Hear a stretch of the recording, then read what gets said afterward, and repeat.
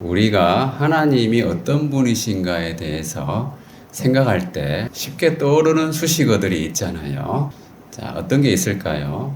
좋으신 하나님, 선하신 하나님, 의로우신 하나님, 또 뭐가 있습니까? 거룩하신 하나님, 위대하신 하나님, 보이지 아니하시고 영이신 하나님, 긍휼이 많으신 분. 구약의 여러 곳에 보면은 그 하나님에 대한 그 묘사, 하나님이 어떠한 분인가에 대해서 많이 기록하고 있죠. 하나님께서 직접 모세에게 자신을 선포하신 그 말씀을 잠깐 보면요. 여호와라 여호와라 자비롭고 은혜롭고 노하기를 더디하시고 인자와 진실이 많은 하나님이다. 이렇게 말씀하셨어요. 하나님은 자비롭고 은혜로운 분이라는 거죠.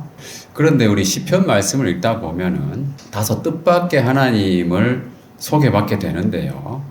자, 시편 94편 말씀을 보면 이렇게 되어 있습니다. 여호와여 복수하시는 하나님이여 복수하시는 하나님이여 빛을 비추어 주소서. 이 두 번씩이나 복수를 해달라는 그런 의미의 하나님은 복수하시는 하나님 아니십니까? 제발 복수 좀 해주십시오. 이렇게 이야기하고 있습니다. 물론 이 복수는 개인적인 보복도 되겠지만은 주로 이제 대의를 위한 공적인 보복에 쓰이는 그런 말인데요. 그러면서 여기 뒤에 이야기하잖아요. 세계를 심판하시는 주여 일어나사 교만한 자들에게 마땅한 벌을 주소서. 세계를 심판하시는 주 하나님께 기도하는 내용입니다. 근데 우리가 살다 보면은 개인적인 원한이 사무칠 때도 있잖아요. 그죠? 나에게 악하게 또 해롭게 한 사람에 대해서 개인적인 울분이 막 생길 때가 있습니다. 그리고 개인적인 게 없다 하더라도 사회적인 부조리나 어떤 불합리한 거, 그죠? 정의가 실현되지 못하는 그러한 모습들을 우리가 자주 접하지 않습니까? 그러면은, 왜 세상은 이런가? 무언가 바로 잡아야 될 것 같은데 하면서 또 스트레스 받는 경우가 있잖아요. 그런 겁니다. 그러니까 이 답답한 세상을 살고 있다는 거죠. 우리가 부조리와 부당한 사건 사고 때문에 받는 스트레스가 상당한 거예요. 예를 들면은 정상적인 사고를 하는 사람이라면은 누구나 그런 마음을 가진다는 거죠. 그런데 더 답답한 것은 뭡니까? 우리 스스로가 그 문제들을 해결할 수 없다는 거잖아요. 이 사람들 간의 이해관계가 아주 복잡하게 얽혀있는 문제들도 많고 또 그리고 우리 개인의 능력도 지극히 제한적이잖아요. 우리가 할 수 있는 게 뭐가 있겠습니까? 개인적인 안갚음이나 사회적인 그 복수에 우리 자신이 직접 나선다고 하면은 어떻게 될까요? 그것이 완전한 안갚음이나 복수가 될 수도 없는 거죠. 그리고 또 개인적인 그 감정으로 하다 보면 어떻습니까? 무리를 하게 된다는 거죠. 그리고 또 다른 불법을 저지를 수도 있는 것이고, 그래서 하나님께서 뭐라고 하셨냐 하면 내 사랑하는 자들아 너희가 친히 원수를 갚지 말라. 그리고 하나님의 진노하심에 맡기라 이렇게 말씀하셨어요. 왜냐하면 원수 갚는 것은 하나님께 속한 것이라는 겁니다. 그래서 우리가 어떻게 할 수 없는 그런 문제들에 봉착할 때가 많이 있는데 참 다행스러운 것은 하나님이 우리를 대신해서 복수하시는 분이라는 거죠. 개인적인 원한뿐만 아니라 사회적으로 또 국가적으로 또 전 세계적으로도 복수는 하나님께 속했다는 사실입니다. 그죠? 전 세계적으로 지금 문제가 많잖아요. 그죠? 왜 또 전쟁을 일으켜가지고 피곤하게 만드나? 자기가 가지고 있는 자원을 딱 통제해버리고. 그 물가 오르잖아요. 그죠? 다 피해를 보는 거예요. 하여튼 여러 가지 문제들이 얽혀 있는 것이 이 글로벌 시대라는 겁니다. 하나님은 그래서 복수하시는 분, 우리를 위해서 하신 분이라는 거죠. 그런데 그 하나님이 동시에 어떤 분이냐 하면 조금 전에도 보았지만은 시편의 말씀에 또 이런 유사한 말씀이 있죠. 여호와는 은혜로우시며 긍휼이 많으시며 노하기를 더디하시며 인자하심이 크시다. 그러니까 하나님은 복수하시는 하나님이신데 동시에 노하기를 더디하시는 분이라는 거예요. 그러니까 복수하신 분이 노하기를 더디하시니까 얼마나 답답하겠어요. 그죠? 복수는 빨리 좀 했으면 좋겠는데. 예. 복수는 언제 하는 겁니까? 예. 오늘 본문에 나온 것처럼 여호와의 보복의 때에 하신다는 거예요. 보복의 때가 있다는 말씀입니다. 그때까지 하나님은 참고 기다리시고 회개하기를 기다리신다고 지난번에도 말씀을 드렸죠. 그러나 때가 되면 보복하신다는 겁니다. 자, 하나님의 보복, 그 복수의 의미는 사무친 원한을 풀어준다는 의미가 될 수도 있고요. 또 우리에게 적용할 때는 그런 개인적인 어떤 원한이 많이 있는 경우에는 그대로 이 말씀을 받아들여도 되는 거죠. 그 의미를. 그러나 좀 더 일반적으로 유하게 적용을 한다면 문제가 없는 사람이 없잖아요. 그죠? 그 문제가 좀 속 시원하게 해결됐으면 하는 그런 바람들이 있지 않습니까? 예. 그러니까 복수, 그러니까 원한이 갚아진다고 하는 것은 뭐냐 하면은 그 문제들에 대한 속 시원한 해결. 그렇게 보시면 됩니다. 완전하고 속 시원한 해결의 의미로 받아들이면 되겠습니다. 자, 여호와의 보복의 때. 과연 이 때는 어떤 때인가? 첫 번째로는 심판과 보응의 때입니다. 자, 하나님이 왜 보복하시는가 생각해 보면 이렇습니다. 인간의 모든 죄는 하나님께 범죄한 것이기 때문이죠. 궁극적으로는 하나님의 법을 범한 거예요. 죄라고 하는 것은 오늘 말씀의 9절을 보면은 그 화가 하늘에 미쳤고 궁창에 달하였다는 말씀이 있어요. 자, 바벨론이 범한 죄는 겉으로 보기에는 인간 세계에서 이루어지는 범죄로 보입니다. 그러나 실상을 들여다보면은 자기들의 우상을 찬양하고 하나님을 모독하는 영적인 범죄가 그 배경에 짙게 깔려 있는 거예요. 그래서 예를 들어서 벨사살 왕의 경우를 보면 귀족들을 위해서 잔치를 베풀었는데 그때 술을 마실 때 하나님의 성전에서 가져온 그릇으로 우상을 찬양하면서 마셨어요. 그죠? 거룩한 제사에 사용하는 기물들을 지극히 속되고 그죠? 우상 숭배하는 용도로 사용했다는 겁니다. 그 자체가 하나님을 아주 모독한 거잖아요. 예.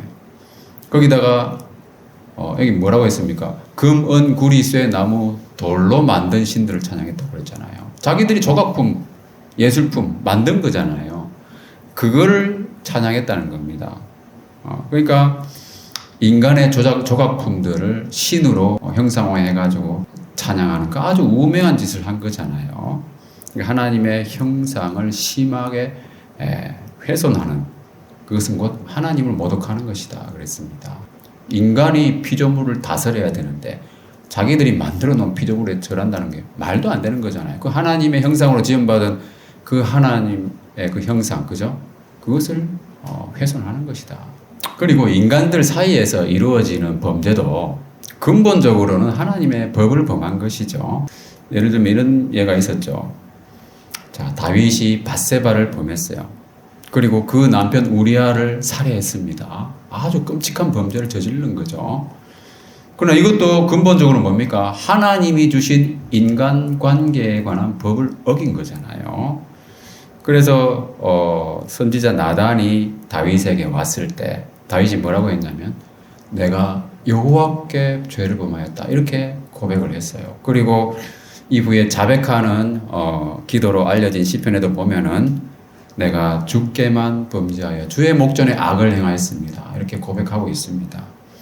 그러니까 사람들 간에 이루어지는 범죄도 근본적으로 범죄를 한다고 하는 것은 하나님의 법을 침범하는 거예요. 하나님의 법, 그것은 눈에 보이지는 않지만 분명히 살아있는 절대법이에요. 그래서 모든 범죄는 하나님의 절대법을 거스르는 겁니다. 그렇기 때문에 하나님이 보응하신다는 거예요. 보복하신다는 겁니다. 따라서 죄를 범할 때마다 하늘의 진노를 쌓는 겁니다. 이 개념이 상당히 중요한 거예요. 내가 어떤 사람에게 잘못됐을 때 그것이 그 사람과의 관계만으로 끝나는 게 아니라는 겁니다. 사도행전 말씀을 보시면은 사도들에게 아나니아라는 사람이 거짓말을 했어요. 그죠? 그때 베드로가 뭐라고 했습니까? 이것은 사람에게 거짓말한 것이 아니라 하나님께 한 것이다. 그죠? 네. 그 사람들과 약속을 안 지키잖아요. 계약을 어기잖아요. 하나님께서는 계약을 어긴 거에 대해서 책망을 하시는 거예요. 결국은 하나님 앞에서 하는 거거든요. 눈에 보이지는 않지만 상당히 중요한 겁니다. 그 계약 관계에 대해서는 참 할 얘기가 많지만 하여튼 사람들은 근본적으로 하나님 앞에서 떠날 수가 없다는 거죠. 예. 자, 그리고 하나님이 보복하시는 또 한 가지 이유 중 하나는 그런 인간의 범죄가 도저히 고칠 수 없는 범죄이기 때문이기도 합니다. 말하자면 엎질러진 물이라는 거예요. 주워 담을 수가 없잖아요. 그거 돌이킬 수가 없는 거예요. 이미 지나갔던 일은 사라지지 않는다는 겁니다. 과거는. 8절 말씀을 보면은 바벨론의 병이 고칠 수 있는 병인가? 알아보려고 했는데 치료가 불가능한 상처라고 이야기하잖아요. 그죠? 그렇다면 남은 건 뭡니까? 치료가 안 되고 고칠 수 없으면은 죽는 것밖에 없는 거예요. 그 완전한 파멸만 남은 거예요. 자, 그래서 3절, 4절 말씀을 보면은 불쌍히 여기지 말고 전멸시키라. 그죠? 철저한 파괴가 있을 뿐이라는 거예요. 무서운 말씀이죠. 그죠? 불쌍히 여기지 말라는 거예요. 군사작전에 관한 교리를 이렇게 보면요. 저항하는 적에 대해서는 교범에 그렇게 나와 있어요. 무자비한 타격을 주라고 되어 있어요. 예. 자비를 전혀 베풀지 말라는 거예요.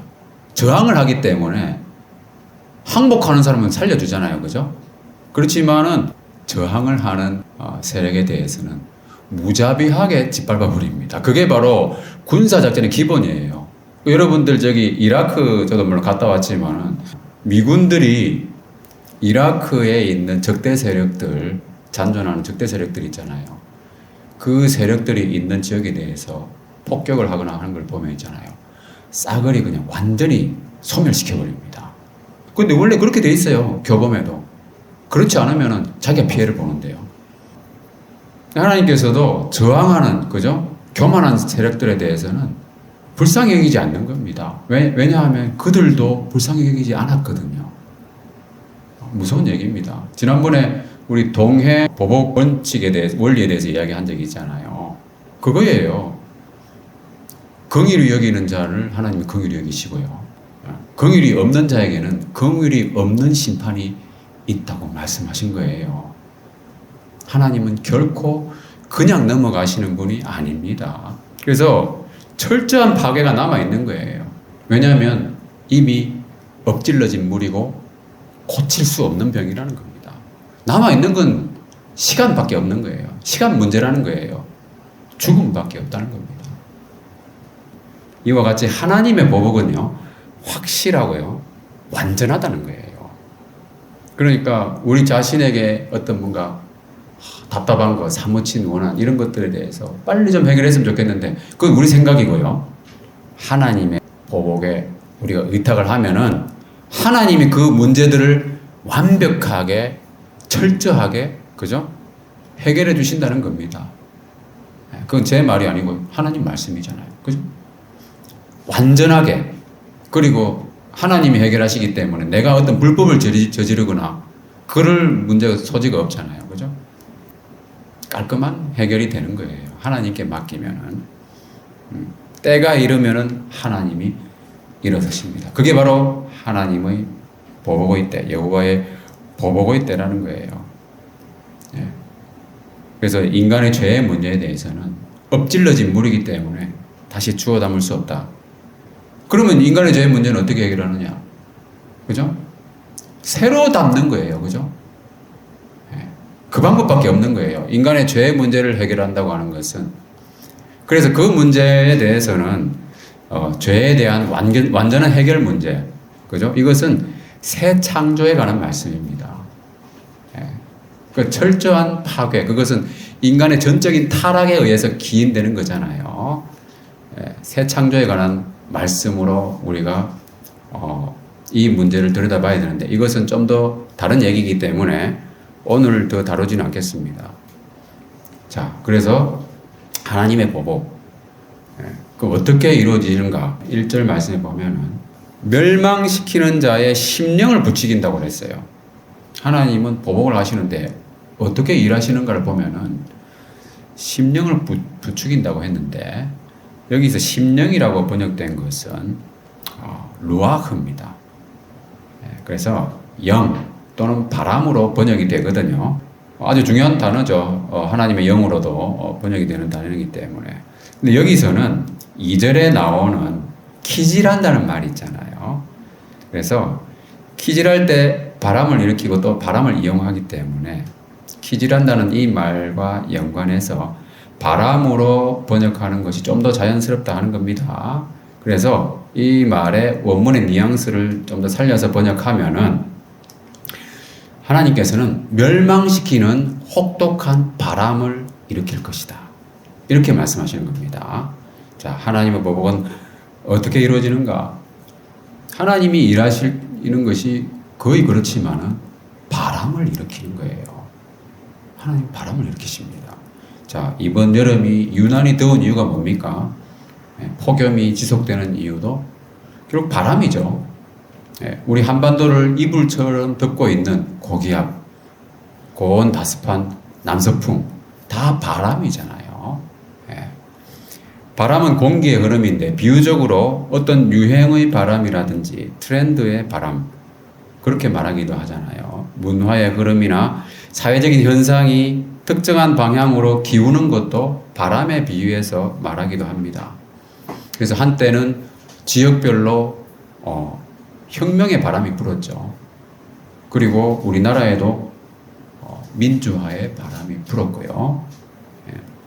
자, 인류 역사를 주관하시고 이끌어 가시는 하나님은 어떤 바람이든지 그 바람을 일으켜서 행하신다는 거예요. 실제 바람을 일으키기도 하고요. 또 비유적으로 문화적인 붐이 일어나게 하신다거나 또 군중들의 마음을 특정 방향으로 향하게 하신다거나 그 무서운 폭풍 같은 바람을 일으켜서 전쟁의 소용돌이에 휘말리게 하신다거나 그렇게 함으로써 나라들을 움직이기도 하시고요. 교회의 부흥을 일으키시는 것도 바람이죠. 성령의 바람을 불게 하셔서 이루시는 겁니다. 그래서 하나님이 심판을 행하실 때도 이와 같이 바람을 일으키신다는 거예요. 어떤 바람입니까? 멸망시키는 바람, 혹독한 바람인데요. 2절과 연관해서 보면은 키질하는 바람이에요. 키질할 때 일어나는 바람. 물론 바람을 이용해서 키질하기도 하지만 그 키라고 하는 그 도구의 문화적인 차이가 있지만 우리나라에서 주로 쓰는 것들은 옆에 날개가 달려 있어요. 그래서 그걸로 또 바람을 일으키면서 키질도 하거든요. 자, 키질한다는 말은 뭡니까? 알곡과 쭉정이를 가려내는 작업이죠. 그래서 키를 가지고 이리저리 흔들 때 가벼운 쭉정이나 티끌을 날려보내는 거예요. 그래서 배경화면을 보시면은 문화권에 따라서 좀 키질하는 방식이 약간씩은 달라요. 손잡이가 긴 삽이나 갈퀴 모양의 도구를 사용하기도 하고요. 영어로는 window라고 하잖아요. 그래서 wind하고 바람이라는 거하고 어원이 같습니다. 그래서 곡식을 까부를 때 바람을 이용하는 거, 그 비슷합니다. 그죠? 약간의 차이는 있지만은 이렇게 키질하면서 뭡니까? 무가치한 것은 버리는 것이죠. 그냥 버릴 수도 있겠지만은 모아서 불태웁니다. 그죠? 그래서 소멸시킨다는 거죠. 이와 같이 하나님은 바벨론을 키질하실 것을 말씀하셨어요. 그리하여 그 땅을 비운다고 하셨습니다. 그 남은 것이 없게. 그러니까 뭐냐면 말 그대로 이 바벨론 사람들은 뭡니까? 다 무가치한 존재라는 거죠. 그 키질의 결과 남은 게 없다는 말은 뭡니까? 다 그냥 날려보냈다는 거잖아요. 쭉정이라는 거예요. 그래서 이 4절 말씀을 보면은 전쟁으로 사람들이 죽어서 땅에 엎드러지고 거리에 있어도 돌볼 사람이 없다는 거잖아요. 버려진 존재가 됩니다. 키질한 결과 쭉정이라는 것들이 판명됐다는 거죠. 자, 그런데 말씀을 보면은 버림받지 않은 자들이 있다는 거죠. 자, 5절 말씀을 보면은 이스라엘과 유다의 제과가 땅에 가득하지만 그의 하나님 만군의 여호와에게 버림받은 호라비는 아니니라 이렇게 말씀하고 있습니다. 근데 여기서 호라비라고 하는 번역은 부적절한데요. 원어를 보면은 단순히 버려진 또는 과부로 남겨진 그런 뜻이에요. 그래서 영어로도 뭐 forsaken 주로 이렇게 번역이 되어 있는데 왜 호라비라는 번역을 첨가했는지 잘 알 수가 없습니다. 여성단체에서 반발했을 가능성이 있죠. 왜 과부나 호라비는 똑같은데 왜 과부로 번역 맨날 하느냐 이렇게 말했을 수도 있잖아요. 알 수는 없어요. 그래서 여기 보면은 새 번역도 그렇고요. 개역 한글판도 그렇고 그냥 버림받은 것으로 이렇게 번역이 되어 있어요. 근데 왜 개역 개정판에 와가지고 호랍이라는 말을 넣었는지 알 수가 없는 얘기죠. 참 개역 개정판은 빨리 바꿨으면 좋겠습니다. 아무튼 이 키질의 결과 버림받은 존재가 대부분이잖아요. 바벨론에서는. 그런데 버림받지 않은 존재가 있다는 겁니다. 키질했는데 버림받지 않았다. 그건 뭡니까? 알곡이라는 거잖아요. 그래서 키질한 결과 남은 것은 뭐냐면 하나님의 백성, 알고 구원받는 자를 의미하는 겁니다.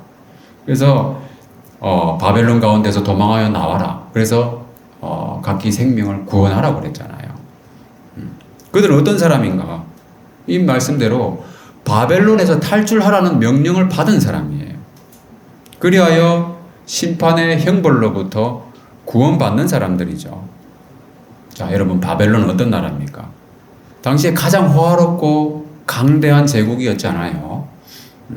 그래서 바벨론에 대한 멸망이나 심판 또는 거기서 탈출하라는 그런 예언이나 그 말씀을 고지 듣는 사람이 얼마나 있었겠습니까? 멸망하기까지 사람들은 몰랐다는 거예요. 그게 참 중요한 얘기입니다. 8절 말씀에 보면 뭐라고 되어 있습니까? 바벨론이 갑자기 넘어져서 파멸된다. 이렇게 말씀하고 있는 거예요.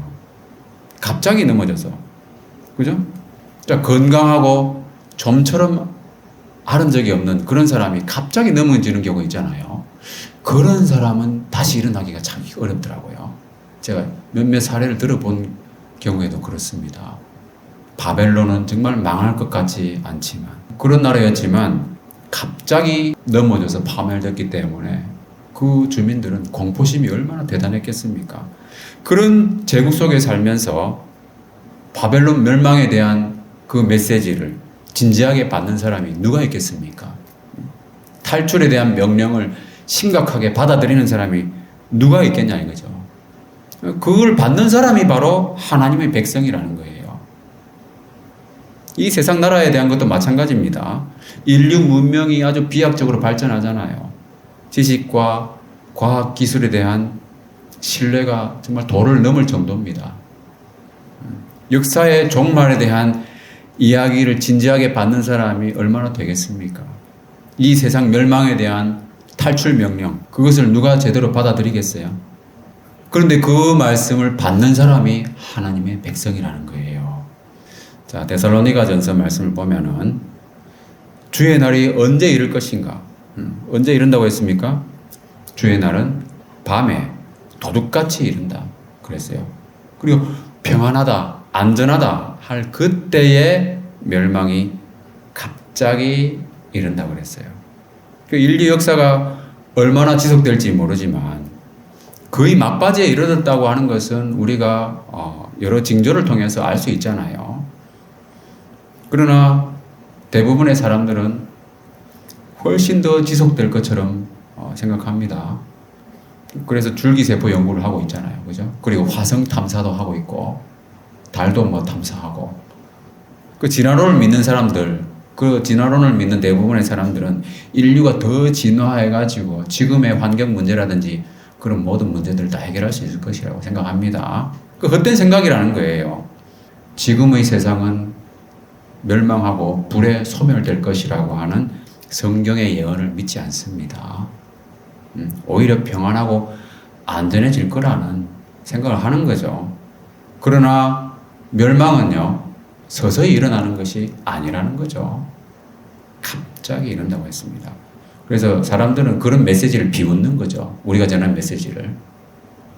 노아의 때도 마찬가지였어요. 노아가 오랜 세월 동안 방주를 지었잖아요. 아마 사람들은 많이 비웃었을 거예요. 그죠? 비가 내려서 다 하나님 멸하신다고 하셨다. 그런 말씀을 전했지만은 사람들은 뭐였습니까? 비웃었다는 거예요. 그리고 홍수 전에 노아가 방주에 들어가던 날까지 사람들은 먹고 마시고 장가들고 그랬다는 거예요. 그리고 방주에 들어갔을 때도 아무 일도 안 일어났잖아요. 그죠? 며칠 동안 아무 일도 안 일어났습니다. 사람들은 하하하 비웃었겠죠. 문도 닫았는데, 방주에 문 다 닫았는데, 그죠? 뭐 비가 오기는커녕. 근데 일주일 뒤에 비가 왔죠. 사람들은 그게 비 오는 것도 조금 내리다 그치겠지. 그 생각했을 거예요. 이 말씀이 뭐라고 되어 있습니까? 홍수가 나서 그들을 다 멸할 때까지 깨닫지 못했다는 거예요. 곧 끝날 거라고 생각하는 거죠. 지구 온난화가 지속돼가지고 지금 폭염 전에 아닌 열대야 최장 기록을 지금 세우고 있잖아요. 사람들은 깨닫지 못하는 거예요. 다 멸할 때까지 깨닫지 못할 겁니다. 아마 세상 끝에도 아마 그렇게 될 것이다. 이 세상은 지금 어떤 나라인가? 어떤 세상인가? 그 옛날에 바벨론과 같은 호화로운 나라입니다. 우리가 조금 전에도 이야기했지만 이렇게 좋은 피아노를 이렇게 그죠? 쉽게 우리가 구입할 수 있잖아요. 저는 옛날에 피아노가 없어가지고 건반을 책상에다 그려놓고 연습했거든요. 학교에서 시험 친다고 해가지고. 그래서 나름대로 건반을 그려놓고 해가지고요. 친구 집에 가가지고 피아노 그 건반의 폭도 다 제가 센치 재가지고 와가지고 그렸습니다. 그렇게 해가지고 음악 시험 그 고등학교 때 그때는 어떻게 점수를 매겼는지 모르겠는데 꽤 괜찮은 점수 뭐 나온 것 같더라고요. 음악에 대해서는 전 좀 자존심이 있어가지고 좋은 점수를 받아야 되겠다 하는 그런 이제 의지가 좀 있었는데 아무튼 정말 얼마나 좋은 나라, 좋은 세상이 되었습니까? 이런 상황에서 그런 멸망의 메시지를 받는 사람이 누가 있겠습니까? 바벨론 멸망 당시에 그 탈출 명령을 진지하게 받아들이는 사람이 어떤 사람이었는가? 생각해보면 나오잖아요. 하나님의 약속을 믿고 기다리던 사람이었다는 거죠. 예레미야가 전한 하나님의 말씀 중에 보면 70년 후에 하나님께서 그 포로들을 돌아오게 하겠다 약속하셨잖아요. 그러니까 그 약속을 믿고 기다리는 사람이 그 멸망의 메시지도 진지하게 받아들인다는 거예요. 왜냐하면 그 사람들 대부분도 있잖아요. 바벨론 땅에 정착해가지고 집도 짓고, 그죠? 거기 농사도 짓고 정착을 해버렸어요. 그 시민이 된 거예요. 그렇지만 하나님의 메시지가 전해질 때는 원래 내 소속은 그게 아니지. 이 생각을 하는 겁니다. 상당히 중요한 얘기입니다. 우리가 이 땅에 살고 있지만 우리의 소속은 뭡니까? 하늘에 속했잖아요. 그거하고 똑같은 겁니다. 그래서 하나님의 두 나라의 국민인 거예요, 우리는. 그죠? 두 나라. 바벨론에 사는 이스라엘 사람처럼 우리 그리스도인은 이 땅에 사는 하나님의 시민이라는 거예요. 하나님 나라의 시민. 그래서 결국 뭐냐 하면 심판의 말씀을 믿고 받아들이는 자와 그렇지 않은 자를 가려내는 것이 바로 바람을 일으켜 키질하시는 과정인 거예요. 우리에게 주신 소망의 말씀은 뭡니까? 이스라엘이 바벨론에서 기다렸던 그 소망의 메시지는 바로 돌아가게 하겠다는 거잖아요. 그 본향으로. 우리도 마찬가지예요. 그 영적인 의미가 있는 거잖아요. 우리는 하나님께서 주신 하늘에 있는 성, 새 하늘과 새 땅으로 돌아가게 해주시겠다는 그 약속을 믿고 우리는 이 메시지를 받아들인다는 거죠. 그래서 베드로후서 말씀에도 보면은 주의 날은 도둑같이 온다고 그랬어요. 그리고 주님께서 다시 오셔서 그 온 세상에 멸망이 임할 때 우리는 새 하늘과 새 땅으로 탈출하라. 그죠? 그 명령을 받은 거잖아요. 그런 자들은 바로 쭉정이가 아니라 알곡이 되는 거죠. 불에 녹아질 때 세상과 함께 우리는 소멸되지 않는다는 거예요. 손에 키를 들고 자기 타작마당을 정하게 하신다고 그랬어요. 알곡은 모아서 곳간에 들이고 쭉정이는 꺼지지 않는 불에 태우신다. 여기서 키질하시는 분은 예수님인데 키질할 때에 알곡으로 우리가 정말 나타나려면 어떻게 해야 되느냐? 참, 이 성경 말씀을 보면 상당히 연관이 많이 돼 있어요. 시편 말씀에 우리가 여러분들 잘 아는 말씀이지만은 시편 1편에 보면 뭐라고 돼 있습니까? 악인들은 그렇지 아니하며 오직 바람에 나는 겨와 같다. 이 키질할 때 나오는 얘기잖아요. 그리고 악인들은 심판을 견디지 못한다고 그랬어요. 그러면 알곡이 되려면 어떻게 해야 됩니까? 이거는 쭉정이에 대한 말씀이고, 알곡이 되려면은 이 악인과 반대되는 의인의 모습 뭐겠습니까? 네, 복 있는 사람의 모습이죠. 시편 1편에 우리가 잘 아는 말씀 뭡니까? 그 복 있는 사람은 오직 여호와의 율법을 즐거워하여 그 율법을 주야로 묵상하는도다 그랬습니다. 말씀을 자주 묵상하는 사람이 바로 복 있는 사람이고 알곡이라는 겁니다. 그러면서 열매를 충실히 맺게 되는 거잖아요. 그래서 알곡이 되는 거예요. 자, 이와 같이 하나님 나라가 완성될 때 중요한 것은 의인과 악인의 구분이 있다는 겁니다. 이것이 바로 심판이죠. 그 심판이라고 하는 것은 항상 이중적인 의미가 있는 거예요. 악인에 대한 처벌과 의인의 구원과 보상.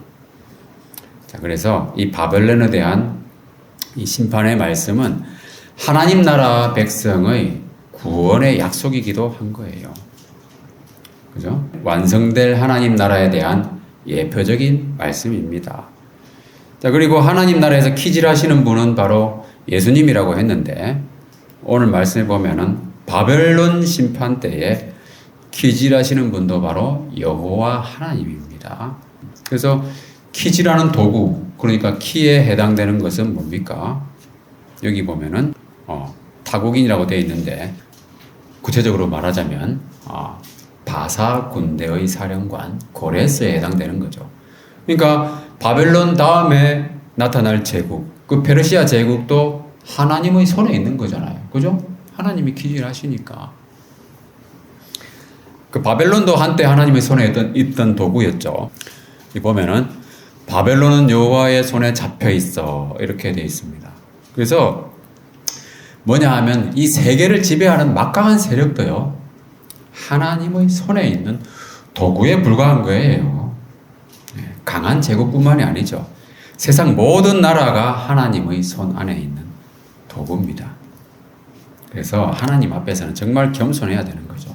그것이 지혜로운 것이다. 자, 그 보복의 결과는 뭡니까? 의인과 악인을 구분한다고 했습니다. 여기에 바로 구원에 관한 복음의 메시지가 있는 거죠.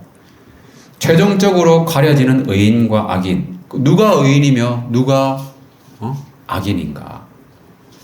자, 주님께서 키질함으로써 알곡과 쭉정이를 구분하신다고 그랬잖아요. 그죠? 키질한 결과 남아있는, 그래서 곳간에 들어가는 것이 알곡이고요. 그것이 바로 그들의 의라는 겁니다. 알곡이 한 일이 뭐가 있습니까? 아무것도 없는 거예요. 남아있는 거예요. 그죠? 그래서 오늘 마지막 말씀에 보면은 여호와께서 우리의 공의를 드러내셨으니 오라 시온에서 우리 하나님 여호와의 일을 선포하자. 오해하지 말아야 될 것은 그들이 행위로 구원을 얻은 것이 아니라는 거죠. 하나님의 경고 메시지를 믿고 살아남은 자들이 의롭다 하심을 받는 거예요. 그래서 우리 하나님 여호와의 일을 선포하자 이렇게 말하잖아요. 자기들의 행위로 구원을 얻었다면 뭐라고 말하겠어요? 자기들의 자랑스러운 행위를 선포하지 않겠습니까? 그러나 여호와의 일을 선포하자. 이렇게 말할 수 있었던 것은 자기들이 한 건 아무것도 없다는 거예요. 그들의 선포와 자랑의 대상은 하나님의 일이었다는 겁니다. 그 막강한 바벨론을 무너지게 하신 분도 하나님이시기 때문에 그들이 한 것은 아무것도 없었잖아요. 사실상 그들의 행위는 뭐였습니까? 자랑할 것이 아무것도 없고 오히려 부끄러운 행위들 뿐이었다는 거예요. 그렇잖아요. 죄가가 땅에 가득하다고 그랬어요. 하나님과의 언약을 파기했었고, 그죠? 거룩하신 하나님을 거역했잖아요. 그 땅에 죄과가 가득했습니다. 그러나 버림받지 않고 살아남은 자가 있었다는 거. 그죠? 그것이 바로 뭐냐면 하나님의 약속의 말씀을 믿고 사는 사람들이고 그 경고의 말씀을 듣고 탈출하는 사람들이죠. 행위하고는 상관이 없는 거예요. 그 말씀을 믿느냐 아니냐의 문제라는 겁니다. 그것이 바로 키질한 결과 남아있는 알곡입니다. 이 복음의 메시지가 구약 말씀에도 이렇게 박혀 있는 겁니다. 자, 말씀 마무리하겠습니다. 자, 세상을 사는 동안에 참 답답한 일도 많이 겪고 억울한 일을 당하거나 개인적으로나 사회적으로나 정의롭지 못한 그런 일들을 우리는 많이 겪고 있습니다.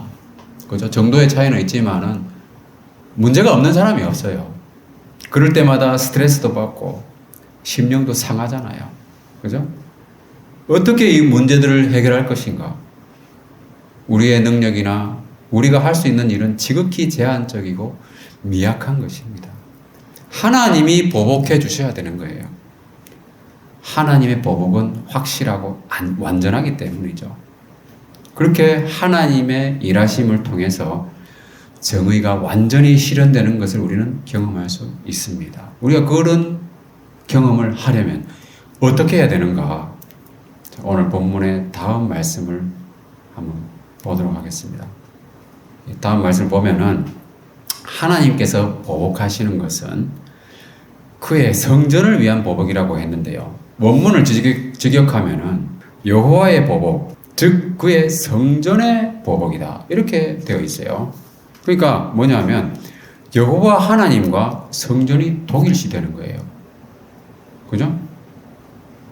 하나님의 보복은 뭐냐면 근원적으로 그 성전의 보복이에요. 자, 그래서 우리가 하나님의 보복을 확실히 경험하려면 하나님의 문제 해결을 확실하게 경험하려면 어떻게 되느냐? 내가 하나님과 한편이 돼야 되고요. 그죠? 그리고 하나님 말씀과 같이 내가 하나님의 성전이 되어야 되는 거예요. 내 안에 하나님이 거하시는 온전한 성전이 되어야 된다고 하는 겁니다. 자, 마지막 말씀을 읽어보겠습니다. 고린도전서 6장 19절 20절 다 같이 시작. 너희 몸은 너희가 하나님께로부터 받은 바 너희 가운데 계신 성령의 전인 줄을 알지 못하느냐. 너희는 너희 자신의 것이 아니라 값으로 산 것이 되었으니 그런즉 너희 몸으로 하나님께 영광을 돌리라. 네, 성령의 전으로서 우리 몸과 마음을 거룩하게 해야 됩니다. 그러면은 우리가 가진 모든 문제에 대해서 하나님이 보복해 주신다는 거예요. 그 보복은 완전하고 절대적이며 결과적으로는 악인에 대해서 심판하시고 우리의 의를 드러내는 그런 영광의 보복이 되는 겁니다. 따라서 우리는 하나님과 동행하며 철저히 하나님의 성전이 되어야 되는 겁니다. 그럼으로써 우리가 당면한 모든 문제에 대해서 여호와의 보복의 때에 하나님의 속 시원하고 완전한 문제 해결을 경험하는 저 여러분 되시기를 주님의 이름으로 축원합니다.